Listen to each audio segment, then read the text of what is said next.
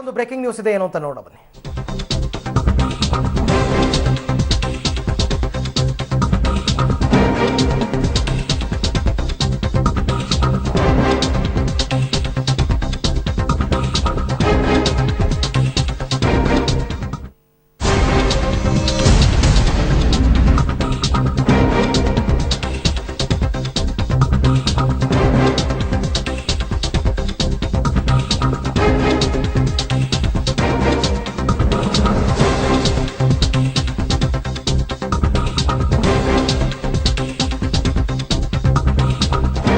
ಗೈರಾದ 4 ಶಾಸಕರ ಸಂಪರ್ಕಕ್ಕೆ ಮುಂದಾಗಿದ್ದಾರೆ ಸಿದ್ದರಾಮಯ್ಯ. ಎಲ್ಲರನ್ನು ಕೂಡ ಫೋನ್ನಲ್ಲಿ ಸಂಪರ್ಕ ಮಾಡುವ ಪ್ರಯತ್ನವನ್ನ ಮಾಡ್ತಾ ಇದ್ದಾರೆ ಅಂತಕ್ಕಂಥ ಮಾಹಿತಿ ನಮಗೆ ಲಭ್ಯವಾಗ್ತಾ ಇದೆ. ಅದರಲ್ಲಿ ನಾಗೇಂದ್ರ ಅವರ ಫೋನ್ ಸ್ವಿಚ್ ಆಫ್ ಅಥವಾ ನಾಟ್ ರೀಚಬಲ್ ಆಗಿದೆ ಅಂತಕ್ಕಂಥ ಮಾಹಿತಿ ಕೂಡ ಲಭ್ಯವಾಗ್ತಾ ಇದೆ. ಸಿದ್ದರಾಮಯ್ಯನವರು ಸಭೆಗೆ ಬರೋದಕ್ಕೂ ಮುನ್ನ ಎಲ್ಲರ ಜೊತೆನಲ್ಲೂ ಫೋನ್ನಲ್ಲಿ ಮಾತಾಡ್ಕೊಂಡು ಬರೋಣ ಅಂತಾನೆ ಇದ್ದಾರೆ. ಆದರೆ ನಂಬಿಸಿ ಕೈ ಕೊಟ್ರ ಶಾಸಕ ನಾಗೇಂದ್ರ ಅಂತಕ್ಕಂಥ ಪ್ರಶ್ನೆ ಈಗ. ಹಾಗಾದರೆ ಈ 4 ಶಾಸಕರನ್ನ ಪಕ್ಷದಿಂದ ಅನರ್ಹಗೊಳಿಸಲಾಗುತ್ತಾ ಇಲ್ವಾ ಅಂತಕ್ಕಂಥದ್ದು ಕೂಡ ಒಂದು ಪ್ರಮುಖವಾದಂತಹ ಪ್ರಶ್ನೆ. ಸಿದ್ದರಾಮಯ್ಯನವರು ತೆಗೆದುಕೊಳ್ಳುವಂತಹ ನಿರ್ಧಾರದ ಮೇಲೆ ಇವೆಲ್ಲವೂ ಕೂಡ ನಿಂತಿದೆ.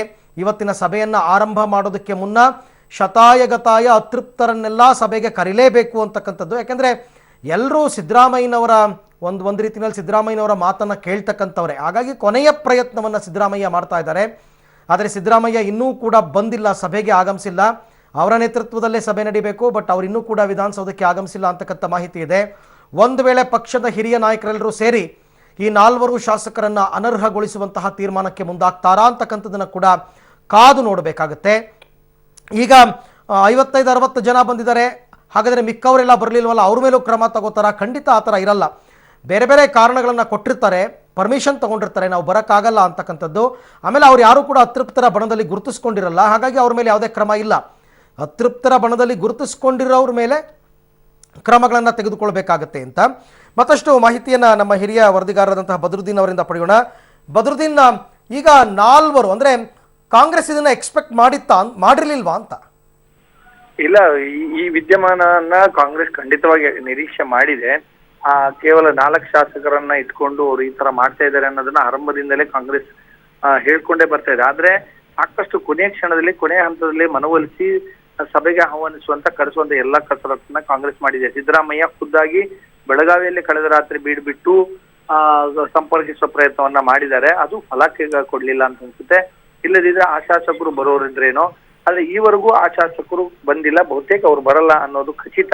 ಹಾಗಾಗಿ ಅದೊಂದು ಸಂದೇಶವನ್ನ ನಾವೆಲ್ಲರೂ ಒಗ್ಗಟ್ಟಾಗಿದ್ರೆ ಕೇವಲ 4 ಜನ ಮಾತ್ರ ಇರೋದು ಅನ್ನೋದು. ಯಾಕಂದ್ರೆ ಕಳೆದ 1 ವಾರದಿಂದ ಮಾಧ್ಯಮಗಳಲ್ಲಿ ಸುಮಾರು 10ಕ್ಕೂ ಹೆಚ್ಚು ಶಾಸಕರು ಬಂಡಾಯ ಹೇಳ್ತಾ ಇದ್ದಾರೆ ಅನ್ನೋ ಒಂದು ಸಾಧ್ಯತೆ ಇದೆ ಅನ್ನೋದನ್ನ ಏನಂದ್ರೆ ಸುಳ್ಳಾಗಿಸುವಂತ ಒಂದು ಪ್ರಯತ್ನವನ್ನ ಈ ಸಭೆ ಮಾಡುವಂತ ಒಂದು ಪ್ರಯತ್ನ ಅಷ್ಟೇ.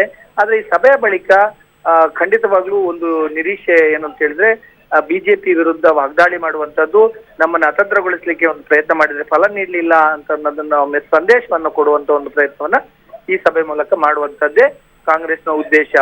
ಅರವಿಂದ್, ಬಟ್ ಈ ಸಭೆ ಅಷ್ಟು ಮಹತ್ವವನ್ನ ಯಾಕೆ ಪಡೆದುಕೊಂಡಿದೆ ಅಂತ ಬದ್ರುದ್ದೀನ್? ಯಾಕಂದ್ರೆ CLP ಸಭೆಗೆ ಸಂಸದರುಗಳು ಬರ್ತಾ ಇದ್ದಾರೆ, ಮಲ್ಲಿಕಾರ್ಜುನ್ ಖರ್ಗೆ ಅವರು ಬಂದಿದ್ದಾರೆ. ಅಷ್ಟು ಇಂಪಾರ್ಟೆಂಟ್ ಈ ಸಭೆ ಅಂತ? ಖಂಡಿತವಾಗ್ಲು ಶಾಸಕಾಂಗ ಪಕ್ಷ ಸಭೆ ಅಂದ್ರೆ ಎಲ್ಲಾ ಸಂಸದರು, ರಾಜ್ಯಸಭಾ ಸದಸ್ಯರು, ವಿಧಾನಸಭೆ ಸದಸ್ಯರು ಮಾತ್ರ ಅಲ್ಲ, ವಿಧಾನ ಪರಿಷತ್ ಸದಸ್ಯರು ಕೂಡ ಬರ್ಬೇಕಾಗತ್ತೆ. ಎಲ್ಲರಿಗೂ ಆಹ್ವಾನ ಹೋಗುತ್ತೆ. ಅದು ಶಾಸಕಾಂಗ ಪಕ್ಷ ಸಭೆ ಅಂದ್ರೆ ಅದಕ್ಕೆ ಪಕ್ಷದ ಅಧ್ಯಕ್ಷರು ಬರ್ತಾರೆ. ಆಮೇಲೆ ಶಾಸಕಾಂಗ ಪಕ್ಷ ನಾಯಕರು ಅವರ ನೇತೃತ್ವದಲ್ಲಿ ಸಭೆ ನಡೆಯುತ್ತೆ. ಹಾಗಾಗಿ ಎಲ್ಲಾ ಕೇಂದ್ರ ಸ್ಥಾನದಲ್ಲಿ ಇರೋದ್ರಿಂದ ಬಹುತೇಕ BC ಪಾಟೀಲ್ ಅವರ ಪುತ್ರಿಯ ಮದುವೆ ಎಲ್ಲರೂ ಇಲ್ಲೇ ಇರ್ತಾರೆ, ಇಲ್ಲೇ ಬರ್ತಾರೆ ಅನ್ನೋ ನೋಡ್ಕೊಂಡು ಈ ದಿನಾಂಕ ನಿಗದಿ ಬಂದಂತೆ ಕಾಣ್ತಾ ಇದೆ. ಹಾಗಾಗಿ ಬಹುತೇಕ ಶಾಸಕರು ಈ ಸಭೆಗೆ ಬರ್ತಾ ಇರೋದನ್ನ ಸತೀಶ್ ಜಾರಕಿಹೊಳಿ ಅವರು ಮಾತನಾಡಿದಾರಂತೆ. ಥ್ಯಾಂಕ್ ಯು ಬದ್ರುದ್ದೀನ್, ತಮ್ಮೆಲ್ಲ ಮಾಹಿತಿಗಾಗಿ. ನೋಡೋಣ ಏನ್ ಹೇಳಿದ್ದಾರೆ ಅಂತ ಕೇಳೋಣ.